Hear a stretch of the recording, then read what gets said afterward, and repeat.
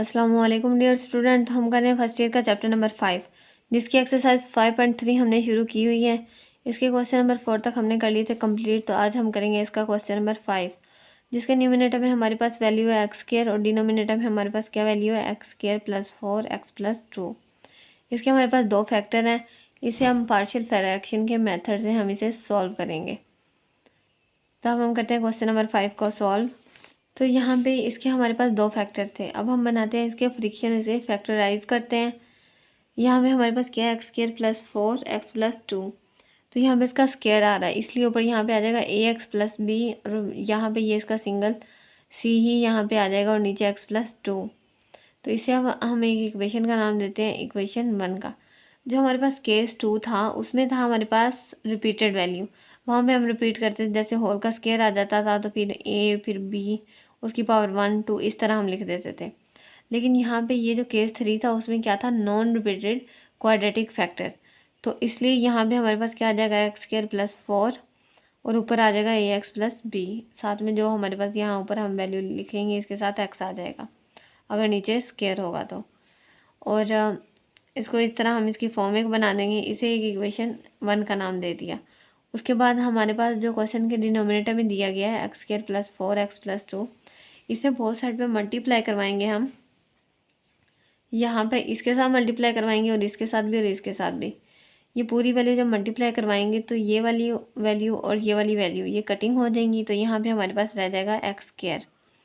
अगर ये पूरी वैल्यू इसके साथ मल्टीप्लाई होगी तो ये वैल्यू और ये कटिंग हो जाएगी। यहाँ पे इसके साथ हमारे पास रह जाएगा x+2 इस तरह। और उसके बाद अगर हम ये पूरी वैल्यू इस c के साथ मल्टीप्लाई करवाएंगे तो ये वैल्यू और ये कटिंग हो जाएंगी और यहाँ पे हमारे पास रह जाएगा एक्स स्क्वायर प्लस 4 इस तरह। ये अब हमारे पास एक इक्वेशन बन गई। इसे एक इक्वेशन का नाम दे देते हैं इक्वेशन 2 का। अब हमारे पास जो ये इक्वेशन 2 है इसे अंदर मल्टीप्लाई, सब वैल्यू को इन्हें अंदर मल्टीप्लाई करवाते हैं। तो यहाँ पे ax है और यहाँ पे x+2 है और ax को मल्टीप्लाई करवाया x से सबसे पहले, तो यहाँ पे एक्स स्क्वायर आ गया। फिर यहाँ पे इससे मल्टीप्लाई हुआ 2ax फिर bx और फिर 2b यहाँ पे आ जाएगा। और यहाँ पे c को cx² प्लस 4c यहाँ पे आ जाएगा। इस तरह आ जाएंगी ये सारी वैल्यू। अब जो हमारे पास एक्स स्क्वायर वाली जो सबसे बड़ी वैल्यू है उन्हें सेपरेट कर लेंगे। उसके बाद एक्स वाली वैल्यू सेपरेट कर लेंगे और कांस्टेंट वैल्यू को सेपरेट कर लेंगे। अब हम करेंगे इनके कोफिशिएंट को कंपेयर। तो कोफिशिएंट को कंपेयर किस तरह करेंगे, यहाँ पे हमारे पास क्या है a+c और दूसरी साइड पे एक्स स्क्वायर के साथ क्या वैल्यू है 1। तो यहाँ पे आ जाएगा a+c=1। तो यहाँ पे इसे हम एक इक्वेशन का नाम दे देंगे इक्वेशन 3 का। अब यहाँ पे इस साइड पे हमारे पास x वाली वैल्यू है 2a+b और x दूसरी साइड पे नहीं है, मतलब कि उसकी वैल्यू 0 है दूसरी साइड पे। तो इसे हम लिखेंगे 2a+b=0। इसे भी एक इक्वेशन का नाम दे देंगे इक्वेशन 4 का। इसके बाद हमारे पास क्या है 2b+4c, ये कांस्टेंट वैल्यू और दूसरी साइड पे हमारे पास कांस्टेंट वैल्यू नहीं है तो इसे इक्वल रख देंगे 0 के। इसे भी एक इक्वेशन का नाम दे देंगे इक्वेशन 5 का। तो कोफिशिएंट को कंपेयर करने के बाद हमारे पास 3 इक्वेशन आ गई 3 4 और 5। तो इससे हम इनकी वैल्यू निकाल लेंगे। हमने इक्वेशन 1 बनाई थी उसके डिनोमिनेटर में हमारे पास क्या वैल्यू थी x+2। तो वहाँ पे इसको हम कंसिडर कर लेंगे 0 के इक्वल। और अब यहाँ पे जब ये 2 इक्वल के इस साइड पे है तो ये +2 है, अगर इक्वल के दूसरी साइड पे जाएगा तो ये हो जाएगा -2। तो ये इस तरह हो जाएगा x=-2। x की एक वैल्यू हमारे पास आ गई।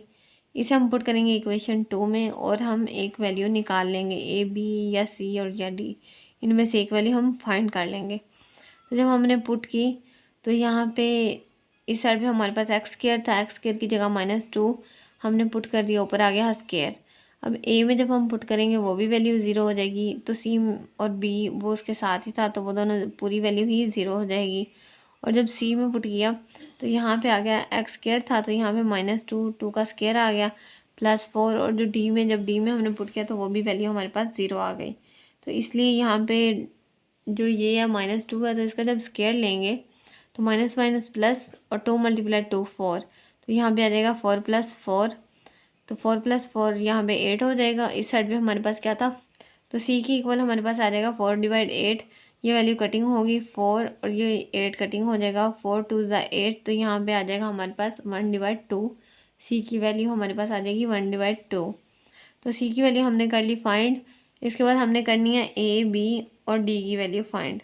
और जो हमारे पास सी वाली वैल्यू इसे हम पुट करेंगे इक्वेशन 3 में। इक्वेशन 3 में पुट किया तो यहाँ पे ए प्लस सी था, तो सी की जगह हम आ गया 1/2, तो यहाँ पे ए प्लस 1/2 इज इक्वल टू 1 आ गया। तो जब ये प्लस 1/2 है, ये साइड पे प्लस हो रहा है, दूसरी साइड पे जाएगा तो माइनस हो जाएगा। तो यहाँ पे आ जाएगा 1 minus 1/2। A is equal to 1 minus 1/2। जब इसका एलसीएम लेंगे तो ये 2 इधर आ जाएगा, 2 माइनस 1/2। 2 माइनस 1 होगा तो यहाँ पे रह जाएगा 1/2। नीचे डिवाइड में हमारे पास 2 था तो वो 2 ही लिख देंगे। तो ए की वैल्यू भी हमारे पास आ गई, ए इज इक्वल टू 1/2। इसके बाद हमने फाइंड करनी है बी की वैल्यू। जो हमारे पास इक्वेशन 4 थी उससे हम बी की वैल्यू फाइंड कर सकते हैं। तो उसमें हम पुट करेंगे ए की वैल्यू और फाइंड कर लेंगे बी की वैल्यू। तो वहाँ पे हमने इक्वेशन 4 में ए की वैल्यू पुट की। यहाँ पे था A plus B, 2a plus B, तो यहाँ पे 2 वैसे ही रहेगा। ए की वैल्यू 1/2 थी तो इस तरह यहाँ लिख दी, प्लस बी और इक्वल हमारे पास था 0। अब ये 2 और 2 कटिंग हो जाएगा। यहाँ पे ये इस साइड पे +1 था, जब दूसरी साइड पे इक्वल के जाएगा तो ये हो जाएगा -1। तो b इज़ इक्वल टू -1। तो b की भी एक हमारे पास वैल्यू आ जाएगी। अब जो हमारे पास a, b और c हमने तीनों वैल्यू फाइंड की हैं, इन तीनों वैल्यू को हम पुट करेंगे इक्वेशन 1 में। तो इक्वेशन 1 जो हमारे पास थी उसमें क्या था, ax प्लस बी और प्लस सी। यहाँ पे c का एक फ्रिक्शन था और एक ax प्लस बी का। तो यहाँ पे a की वैल्यू हमारे पास थी 1/2, उसके साथ था x, इस तरह हम लिख देंगे। और जो b की वैल्यू है वो हमारे पास -1 आई है, तो इसलिए हम यहाँ पे लिख देंगे -1। और c की वैल्यू हमारे पास थी 1/2, तो यहाँ पे लिख दिया 1/2। इसके डिनोमिनेटर में हमारे पास x² + 4 और यहाँ पे था x + 2, तो ये इस तरह आ जाएगा। अब जो हमारे पास 1/2 है इसका एलसीएम लेंगे और 1 हमारे पास साइड पे आ जाएगा, नीचे डिनोमिनेटर में चला जाएगा। जब एलसीएम लिया तो यहाँ पे ये 2 था, ये इसके साथ मल्टीप्लाई होगा तो x - 2 यहाँ पे आ जाएगा। और दूसरा जो हमारे पास 2 था वो नीचे डिनोमिनेटर में चला जाएगा, डिनोमिनेटर वाली वैल्यू के साथ।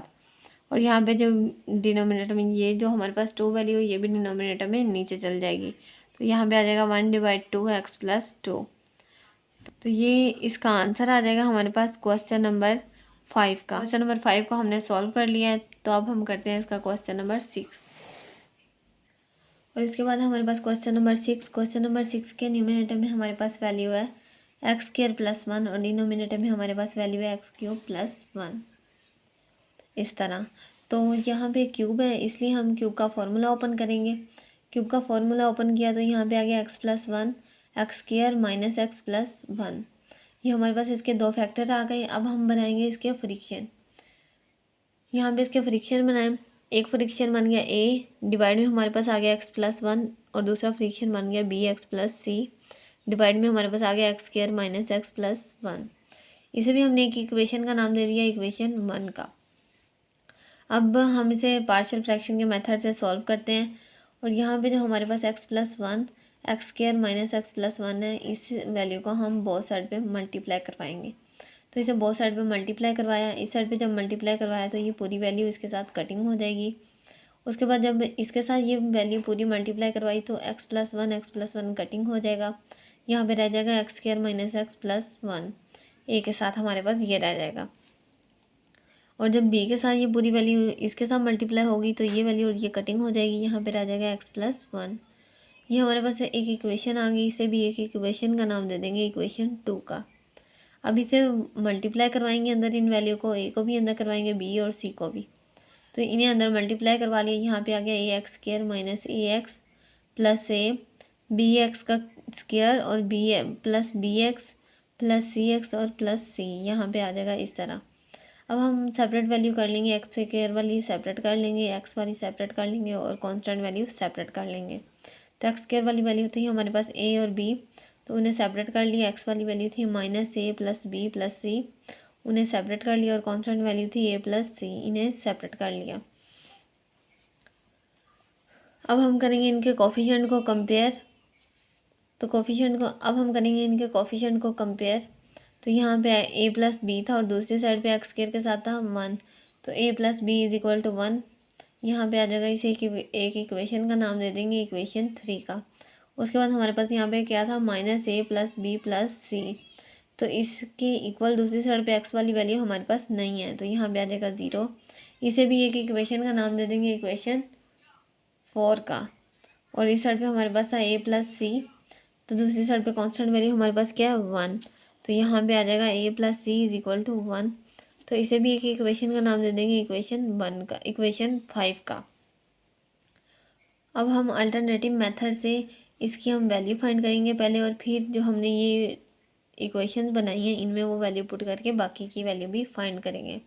तो अल्टरनेटिव मेथड से हमने फाइंड करते हैं वैल्यू। यहाँ पे हमारे पास a के डिनोमिनेटर में क्या वैल्यू थी, x+1। इसे कंसीडर कर लेते हैं 0 के इक्वल। ये जब इक्वल के इस साइड पे है तो ये +1 है, जब ये दूसरी साइड पे जाएगा तो ये आ जाएगा -1। x इज इक्वल टू -1, इन्हें पुट किया हमने इक्वेशन 2 में। ये जो हमारे पास x इज इक्वल टू 1 था, x इज इक्वल टू -1, इसे हमने पुट किया इक्वेशन 2 में। इक्वेशन 2 में पुट करेंगे तो यहाँ पे आ जाएगा माइनस, यहाँ पे x की जगह -1, इसका स्क्वायर आ जाएगा। यहाँ पे भी -1 और -1, इसका यहाँ पे x का स्क्वायर था इसलिए स्क्वायर आ गया। यहाँ पे सिंगल x था तो यहाँ पे x आ गया।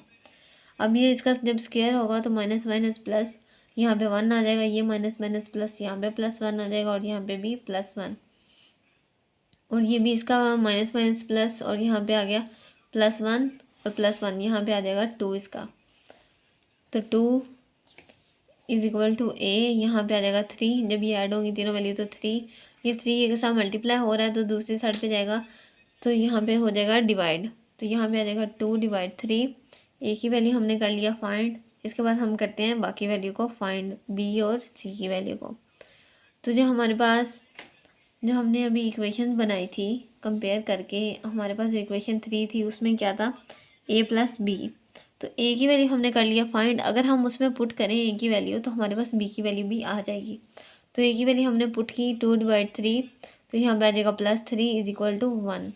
तो यहाँ पे जब हमने पुट किया तो यहाँ पे 2/3 था, ये साइड पे प्लस का था, दूसरी साइड पे जाएगा तो हो जाएगा माइनस, तो यहाँ पे आ जाएगा 1 - 2/3, और ये माइनस होगा जब इसका एलसीएम लेंगे। यहाँ पे 3 था, ये इसके साथ मल्टीप्लाई होगा तो ये आ जाएगा 3 - 2/3, 3 - 2 होगा तो यहाँ पे 1/3 हमारे पास रह जाएगा। 3 में से जब -2 होगा तो 1 रह जाएगा ऊपर, 1/3 आंसर आ जाएगा हमारे पास b का। तो b is equal to 1/3, b की भी वैल्यू हमने फाइंड कर ली। अब हम फाइंड करते हैं c की वैल्यू। तो जो हमारे पास इक्वेशन 4 थी, जो हमने कोफिशिएंट को कंपेयर करने के बाद इक्वेशन 4 बनाई थी, उसमें हम पुट करेंगे a और b की वैल्यू, तो हमारे पास आ जाएगी c की वैल्यू। तो यहाँ पे हमने a की वैल्यू पुट की 2/3 और b की वैल्यू पुट की 1/3 प्लस c था यहाँ पे, इसे इक्वल हमारे पास क्या था 0 के। तो यहाँ पे इस तरह लिख देंगे। इन दोनों वैल्यू का जब एलसीएम होगा तो यहाँ पे आ जाएगा -2 + 1 डिवाइड में हमारे पास है 3, यहाँ पे plus c as it is equal to 0, और ये माइनस हो जाएगा -2 + 1 तो -1/3 आ जाएगा प्लस c। जब ये इधर माइनस हो रहा है इक्वल के तो दूसरी साइड पे इक्वल के जाएगा तो यहाँ पे आ जाएगा +1/3। तो c की वैल्यू हमारे पास आ जाएगी 1/3। तो c की वैल्यू भी हमने फाइंड कर ली। अब हमने जो a, b और c तीनों वैल्यू फाइंड किए हैं, इन्हें हम पुट करेंगे इक्वेशन 1 में, जो हमने इक्वेशन 1 बनाई थी।